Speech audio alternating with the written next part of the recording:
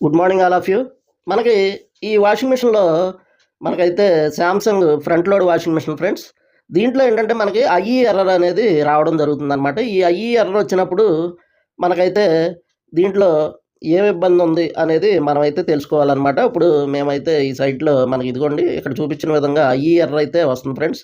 ఈ IE error వస్తుందంటే మనకి శాంసంగ్ వాషింగ్ మిషన్‌లో అయితే గనక మనకి టాప్ లోడ్ అయినా, ఫ్రంట్ లోడ్ అయినా దేంట్లోనైనా సరే మనకి ఐఈ ఎర్రర్ వస్తుందంటే మనకి ప్రెజర్ సెన్సార్‌కి సంబంధించిన ప్రాబ్లమ్ అనేది ఉన్నట్టు ఫ్రెండ్స్.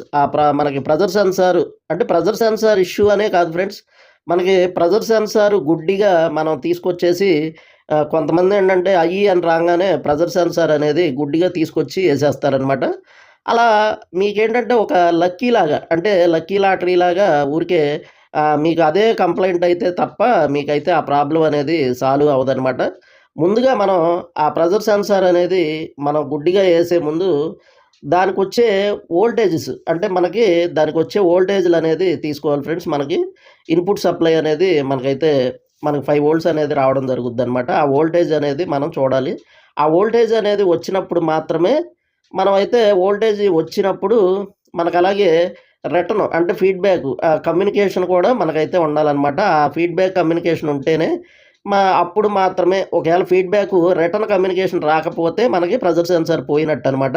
అలా కాకుండా మనకి గుడ్డిగా అనేది మనమైతే ఎయకూడదు. ఇప్పుడు ఇందులో అయితే మనకి వోల్టేజ్‌లు చూసాం ఫ్రెండ్స్. వోల్టేజ్‌లు చూస్తే మనకైతే ఇన్‌పుట్ అయితే బానే ఉంది. మనకైతే ఇన్‌పుట్ ఓకే ఫ్రెండ్స్. అలాగే మనకి రిటర్న్ అయితే రావట్లేదనమాట. రిటర్న్ రావట్లేదు. అందుకని మనమైతే ప్రెజర్ సెన్సార్ అనేది పోయిందని కన్ఫర్మ్ చేసి మనమైతే ఇక కొత్తదనేది మనం ఏసేసాం ఫ్రెండ్స్. ప్రెజర్ సెన్సార్‌ని మార్చేసి ఓకే చేసేసాం.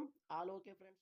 ఇప్పుడేం లేదు ఫ్రెండ్స్ మనం ఏదైనా సరే అంటే మనం నేర్చుకోకుండా ఏదో చాలామంది ఫ్రెండ్స్ ఎందుకంటే కొంతమంది నాకు ఈ ఈ కొంతమంది మెసేజ్‌లు పెడతా ఉంటారు.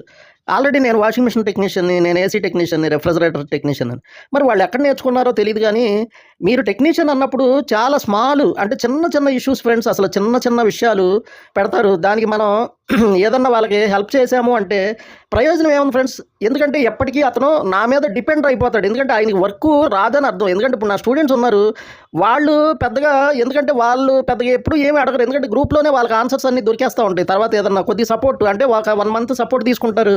తర్వాత వాళ్ళు అసలు ఎనీ వన్ ఇష్యూ చేసేయగలుగుతారనమాట. అలా ఉండాలి గానీ ఇప్పుడు ఎప్పటికీ నా మీద డిపెండర్‌గా ఎన్నాళ్ళు బతుకుతారు?